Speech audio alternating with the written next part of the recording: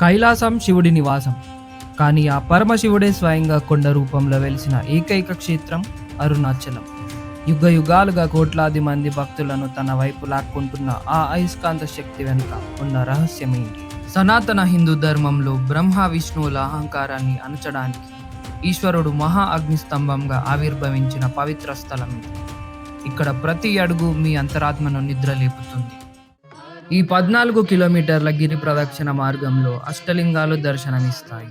ఈ అష్టలింగాలను దర్శించుకోవడం వల్ల నవగ్రహ దోషాలు తొలగిపోయి అష్టైశ్వర్యాలు సిద్ధిస్తాయని నమ్మకం.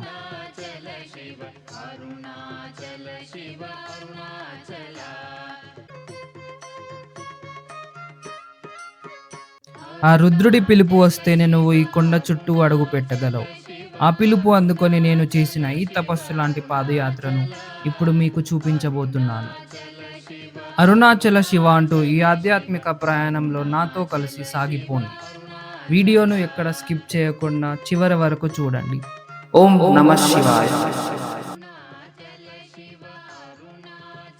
అరుణాచలం తమిళనాడు స్టేట్లో ఉంటుంది. అరుణాచలంని తమిళనాడు వాళ్ళు తిరువన్నామలై అని పిలుస్తారు. ఇది గుర్తుపెట్టుకోండి.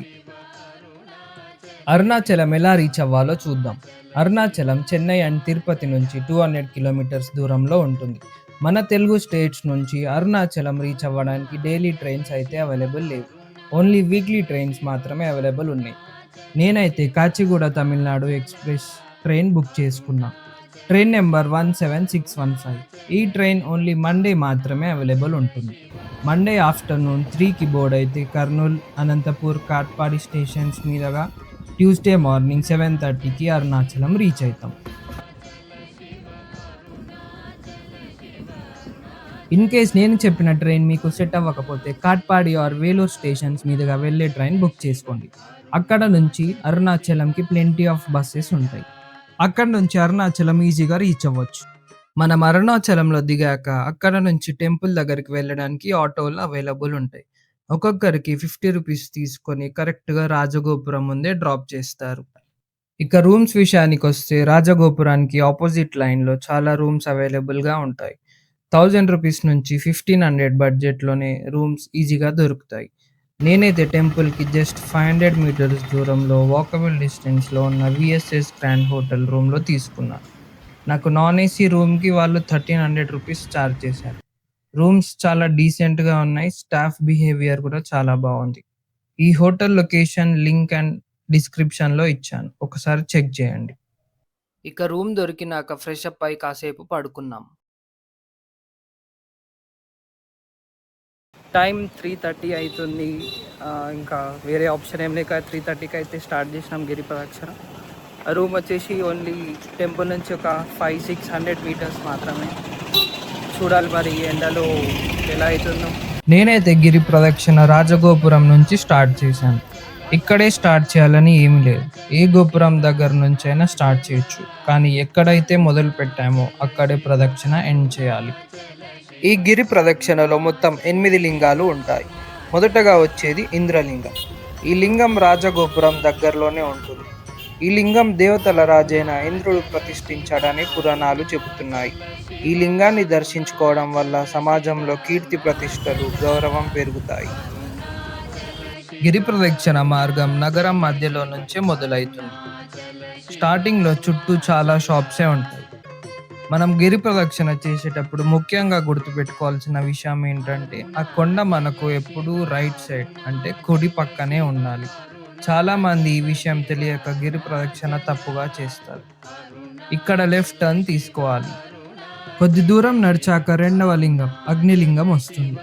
ఈ యొక్క లింగం మాత్రమే మనకి కుడి పక్కన రైట్ సైడ్ ఉంటుంది. ఈ లింగాన్ని అగ్నిదేవుడు ప్రతిష్ఠించాడు. ఈ లింగ దర్శనం వల్ల మానసిక ప్రశాంతత లభిస్తుంది. మనలో ఉన్న నెగటివ్ ఎనర్జీ, భయాలు మరియు జీవితంలో ఎదురయ్యే అడ్డంకులు అగ్నిలో కాలినట్టు కాలిపోతాయి. ఇప్పుడు ప్రెసెంట్ అగ్నిలింగం దగ్గర ఉన్నాం. ఇది మన సెకండ్ స్టాప్.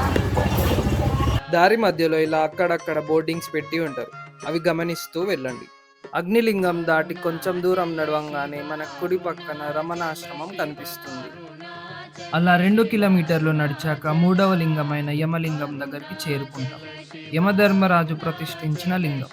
అకాల మృత్యు భయం ఉన్న వాళ్ళు, దీర్ఘకాలిక రోగాలతో బాధపడే వాళ్ళు ఈ లింగాన్ని దర్శించుకుంటే ఆయుష్ పెరుగుతుందని నమ్మకం. ఇప్పుడు ప్రెజెంట్ అయితే 3వ లింగం దగ్గర ఉన్నాము, యమలింగం. ఇది వచ్చేసి మన థర్డ్ స్టాప్. దీని తర్వాత ఇంకా 5 లింగాలు ఉన్నాయి. చలో లెట్స్ గో.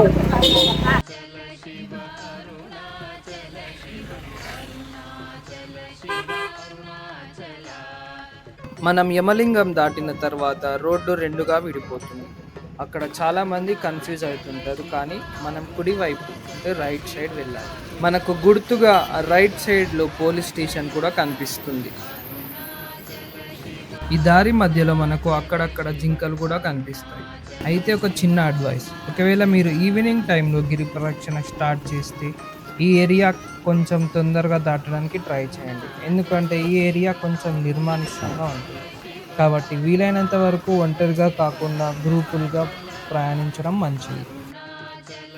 4వ లింగం నైరుతి లింగం. నైరుతి దిక్పాలకుడు ప్రతిష్ఠించిన లింగం.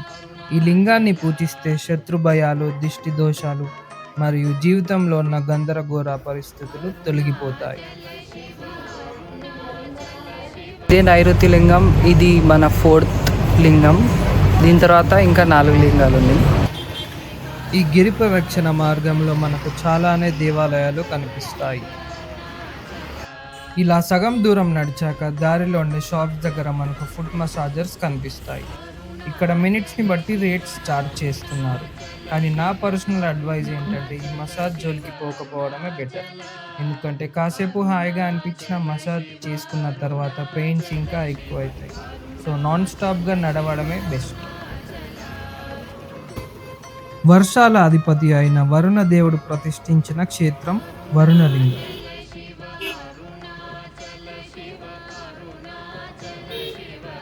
సక్సెస్ఫుల్లీ మన 5 లింగాలు అయితే దర్శనం చేసుకున్నాం. దీని తర్వాత ఇంకా 3 లింగాలు ఉంటాయి.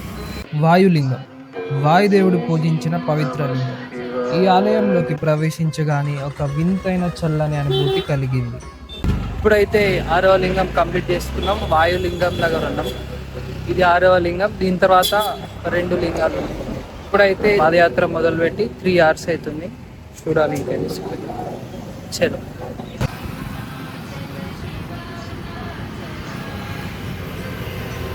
ఒక షార్ట్ బ్రేక్ అయితే తీసుకున్నాం. టైం వచ్చేసి 6:40 అవుతుంది.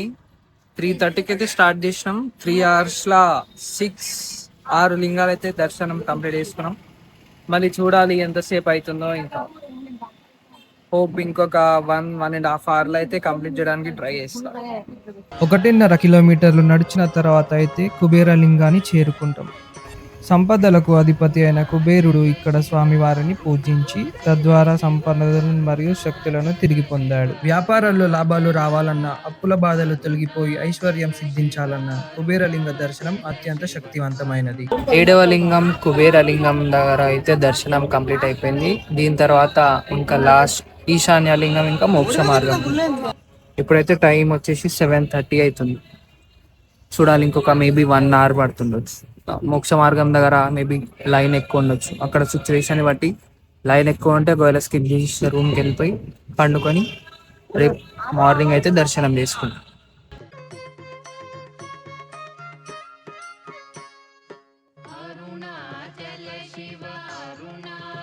కుబేరలింగం దాటిన కొంచెం దూరంలోని కుడి వైపున రైట్ సైడ్ మనకు మోక్ష మార్గం కనిపిస్తుంది.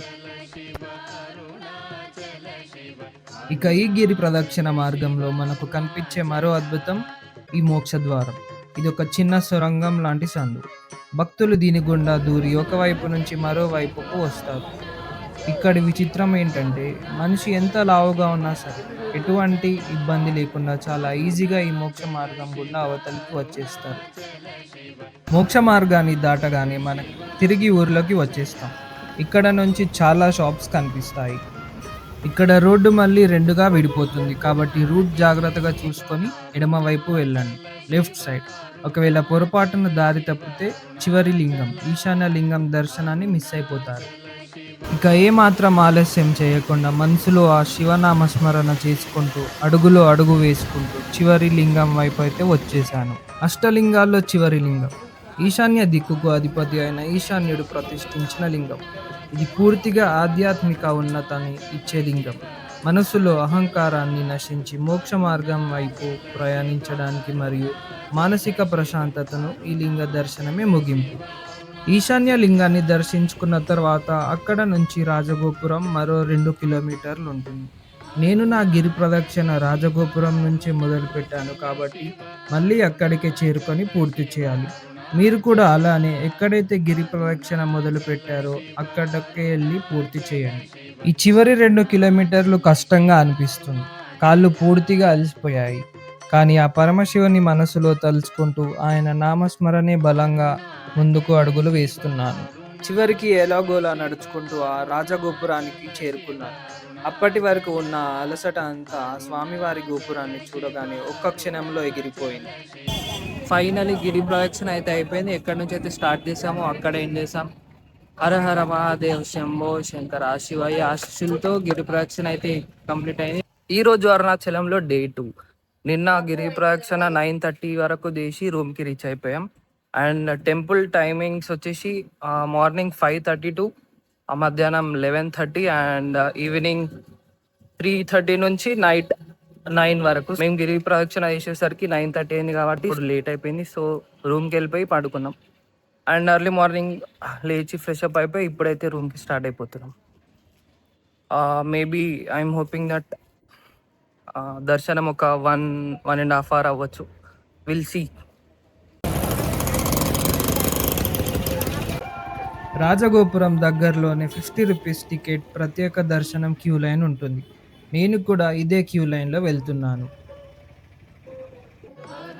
ఎర్లీ మార్నింగ్ వచ్చినందుకో ఏమో కానీ పబ్లిక్ అయితే పెద్దగా ఏమీ లేదు. టెంపుల్ లోపల ఆలయం మొత్తాన్ని ఒక చిన్న సైజ్ మినియేచర్ మోడల్ లాగా తయారు చేసి పెట్టారు. ఆ స్వామివారి దర్శనం 2 గంటల్లో కంప్లీట్ అయిపోయింది. ఆ అగ్నిలింగాన్ని కళ్ళారా చూడగానే కలిగిన అనుభూతిని మాటల్లో చెప్పలేను. అంత దూరం నడిచి వచ్చిన శ్రమ అంతా ఒక్కసారిగా మర్చిపోయాను. ఆ రూపాన్ని చూడగానే ప్రాణం లేచి వచ్చినంత హాయిగా అనిపించింది. శివయ్య అనుగ్రహంతో దర్శనం అయితే తొందరగానే అయిపోయింది గైస్. మాకు దర్శనం ఆల్మోస్ట్ 2 hours పట్టింది. ఎర్లీ మార్నింగ్ 5:30కి వెళ్ళినాం. బయటకు వచ్చేసరికి 7:30 అయింది. ఇక్కడితో అరుణాచలం వీడియో అయితే అయిపోయింది. పార్ట్ 2లో కలుస్తాను. పార్ట్ 2లో అరుణాచలం నుంచి పాండిచ్చేరి ఎలా వెళ్ళాలో తీస్తాను. Until then, see you. Take care. Bye bye. Signing off.